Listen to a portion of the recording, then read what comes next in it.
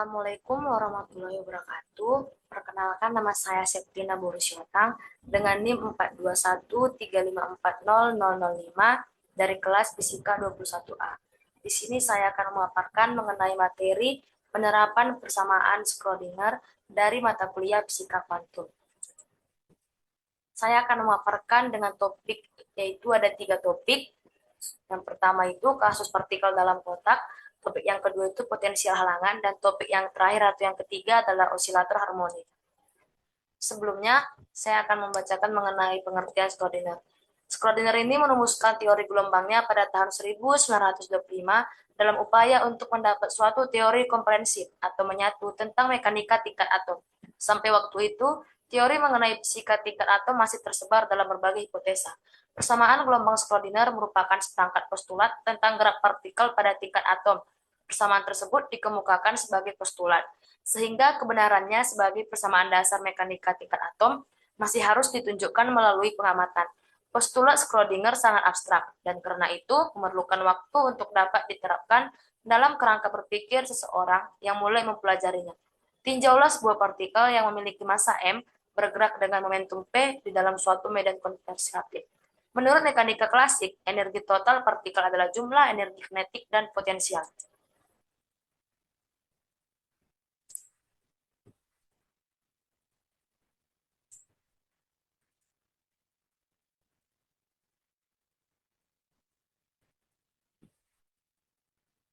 Selanjutnya kita akan masuk ke topik berikutnya, yaitu kasus partikel dalam kotak. Model partikel dalam kotak ini juga dikenal sebagai sumur potensial tak terhingga atau sumur kuadrat tak terhingga, menggambarkan partikel yang bebas bergerak dalam ruang kecil, dikelilingi oleh penghalang yang tidak dapat ditembus. Model ini terutama digunakan sebagai contoh hipotesis untuk menggambarkan perbedaan antara sistem klasik dan kuantum. Model partikel dalam kotak menyediakan salah satu dari sedikit masalah dalam mekanika kuantum yang dapat dipecahkan secara analitis, tanpa perkiraan. Ini berarti bahwa sifat partikel yang dapat diamati, seperti energi dan posisinya, terkait dengan massa partikel dan lebar sumur dengan ekspresi matematika sederhana. Di sini terdapat gambar beberapa lintasan partikel dalam kotak menurut hukum mekanika klasik Newton dan menurut persamaan mekanika kuantum Schrödinger. Di sini ada gambar A, B, C, D, E, dan F.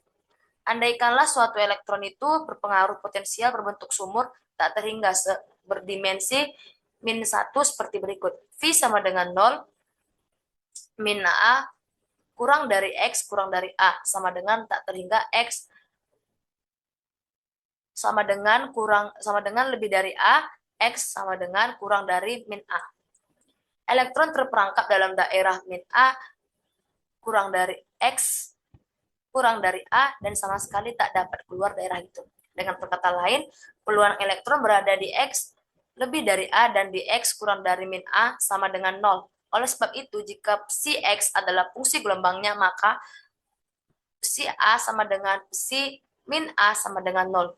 Karena phi sama dengan 0 dalam daerah min A kurang dari X kurang dari A, maka persamaan Schrödinger bagi elektron tersebut adalah H bar kuadrat per 2me d kuadrat psi per d x kuadrat ditambah e psi sama dengan 0 atau d kuadrat psi per d x kuadrat sama dengan 0, k kuadrat sama dengan 2me per h bar kuadrat. Yang kedua yaitu mengenai subtopik potensial halangan. Di sini ada gambar potensial berhalang, ada Vx, V0, 0, L, dan X. Potensial dapat dinyatakan sebagai berikut. Vx sama dengan V0, 0 kurang dari X kurang dari L, 0 X kurang dari 0 atau X kurang dari L. Di dalam mekanika klasik, sebuah partikel yang energinya totalnya E dalam daerah X kurang dari 0 dikenakan pada potensial penghalang dengan arah X positif akan mengalami dua kemungkinan. Yang pertama itu, partikel akan dipantulkan apabila E kurang dari V0. Dan yang kedua itu, partikel akan masuk ke dalam X lebih dari L bila E lebih dari V0. Di dalam mekanika kuantum, apabila E tidak jauh lebih besar dari V0, teori kuantum memperkirakan bahwa akan terjadi pemantulan. Begitu pula bila E tidak jauh lebih besar dari V0. Mekanika kuantum memperkirakan bahwa masih terdapat suatu kejadian tertentu partikel itu akan melalui perintang dan masuk ke dalam daerah X lebih dari L. Dalam kasus potensial penghalang, persamaan dapat dipecah menjadi 3 bagian, yakni untuk daerah-daerah yang pertama E0 sebelah kiri penghalang, 0 kurang dari X kurang dari L di dalam penghalang, dan yang terakhir itu X lebih dari L sebelah kanan penghalang. Bentuk persamaan atau pemecahan umumnya itu Px sama dengan VE min IKX tambah GE min IKX X kurang dari 0. Px sama dengan CE min IKX tambah DE min IKX X lebih dari L. Dalam daerah penghalang, bentuk persamaan serta pemecahannya bergantung kepada apakah E kurang dari V0 atau E lebih dari V0. Bila E kurang dari V0, pemecahan umumnya adalah Vx sama dengan VE pangkat I min IKX tambah GE pangkat min IKX X kurang dari 0 kurang dari L. Dan bila E lebih dari V0, pemecahannya adalah Vx sama dengan VE pangkat IKX tambah GE min IKX X kurang dari 0 kurang dari L.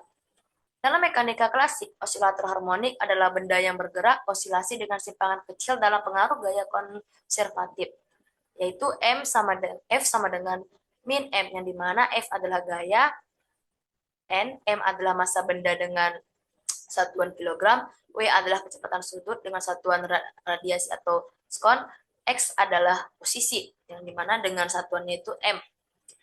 Materi yang terakhir itu osilator harmonik. Dalam mekanika klasik, osilator harmonis sederhana adalah benda yang bergerak osilasi dengan simpangan kecil dalam pengaruh gaya konservatif. Faktor F sama dengan min M omega kuadrat, faktor dari X. M adalah massa dan omega adalah 2πx frekuensi. Gerak osilasi berbentuk sinusoida dengan amplitudo A adalah XT sama dengan A sin omega T. Dengan gaya konversatif tersebut, energi potensial yang dimiliki benda adalah Vx sama dengan min integral X sampai dengan 0, faktor F, D faktor X sama dengan setengah M omega kuadrat, X kuadrat. Energi total sebagai jumlah energi potensial atau dengan V dan energi kinetik atau dengan K diperlihatkan dalam E sama dengan setengah M omega kuadrat A kuadrat. Jadi secara klasik osilator memiliki energi tunggal. Dapat kita lihat gambar berikut, ada E sama dengan setengah M omega kuadrat A kuadrat, dan ada Kx sama dengan E dikurang Vx, dan Vx sama dengan setengah M omega kuadrat X kuadrat. Persamaan skoordinat untuk suatu partikel berosilasi adalah D kuadrat besi X per dx kuadrat ditambah 2M per H bar kuadrat E dikurang V besi X sama dengan 0. D kuadrat besi X per dz kuadrat tambah 2M per H bar kuadrat E kurang setengah M omega kuadrat X kuadrat besi X sama dengan 0. Habis itu kita akan melakukan penyederhanaannya itu A akar dari M omega per H bar C sama dengan 2E per H bar omega Z sama dengan AX. D kuadrat besi X per dz kuadrat tambah C dikurang Z kuadrat besi Z sama dengan 0. Untuk hasil terakhirnya itu, yaitu persamaan skoordinatnya adalah D kuadrat HZ per dz kuadrat dikurang 2Z DH per dz tambah C kurang 1H sama dengan 0. Baik, sekianlah pemaparan materi dari saya. Apabila ada kata yang salah atau perilaku yang saya lakukan salah, maka saya meminta maaf sebesar-besarnya. Saya akhiri. Wassalamualaikum warahmatullahi wabarakatuh.